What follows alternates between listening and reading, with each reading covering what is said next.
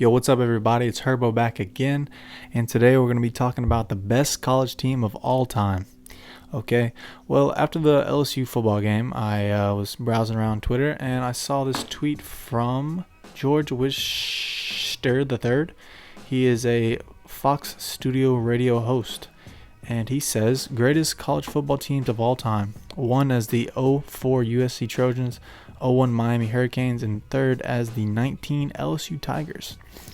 And scrolling through, people were talking about a lot about the '95 Nebraska Cornhuskers. Is that them? And the '04 and the '05 Texas. This one says '06, but there's another one that said the '05, and they actually won the championship that year. And the 2013 Florida State Seminoles. So I proceeded to go to sportsreference.com. It has everything you need. I then made a chart. Now on this chart, I have games played, strength of schedule, total points allowed by the defense, points per game, opponents' points allowed per game, wins against top 25 opponents, passing leaders, individual stats here, passing leaders, rushing leaders, receiving leaders, pass yards a game, rush yards a game, and the total offense a game versus the total defense yards a game. And then I equal that to a difference of what the difference is between the offense and the defense. So how many yards they're allowing a game and how many yards they're putting up a game. And that's where I bolded it in right here. Before we get into the other graph I prepared down here, I wanted to talk about other things I could have done different. I could have added more defensive things, more, just overall more. I could have been more in depth. Well, yeah, you can obviously see strength of schedule, USC, all that good stuff. You can pause it, look at the graph. I only picked two of the leading wide receivers of all teams. Receptions is the first, yards that year, and touchdowns that year.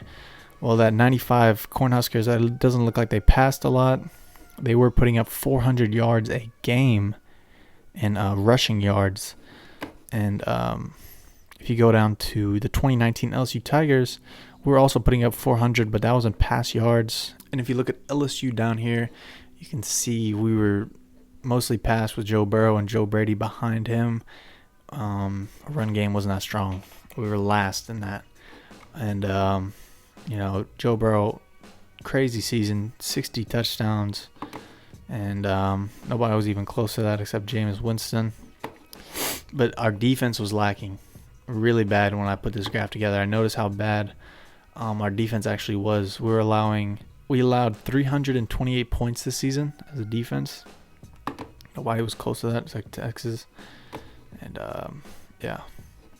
strength of schedule, USC. A little more about this graph.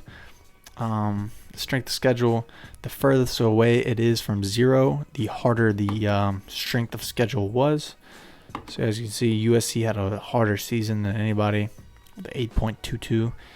And out of their 121 Division I teams, they were fifth on their strength. And LSU, out of their 130 Division I, they were sixth on strength.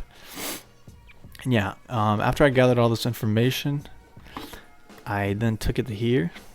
I only took the things where it was an average. So there was a difference in games played. So I took, points per game, allowed points per game, pass yards a game, just all the stuff that would make a team. So after gathering all this information, I then put it into a different graph. This one shows, whoever won that category, focused mainly on averages. So I wouldn't take, total points because they all played different amount of games. So I just took points per game. Then put them into this graph. And, here we have our leaders. I then put them in a system where I flipped the 1 and the 6. So it rewarded the number 1 team. So, USC would have 6 points, Nebraska 6 points, so on and so forth.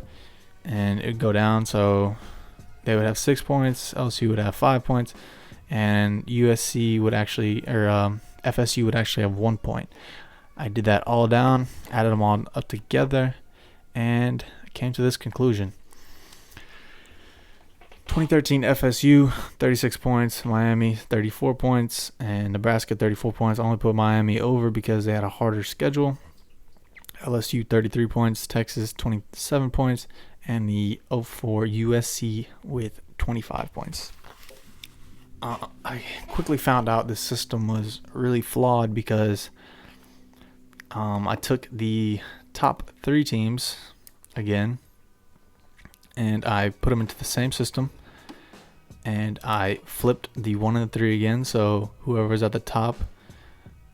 So if I was to put them in, it would be Miami would get 3 points, Nebraska 2 points, FSU 1 point, and FSU actually came on bottom instead of being at the top.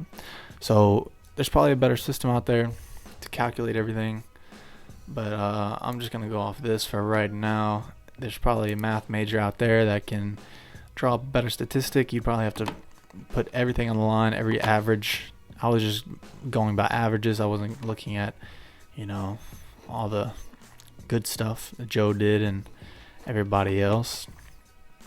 But in my mind right now, I think the 2013 FSU Seminoles is the best college football team to ever play football.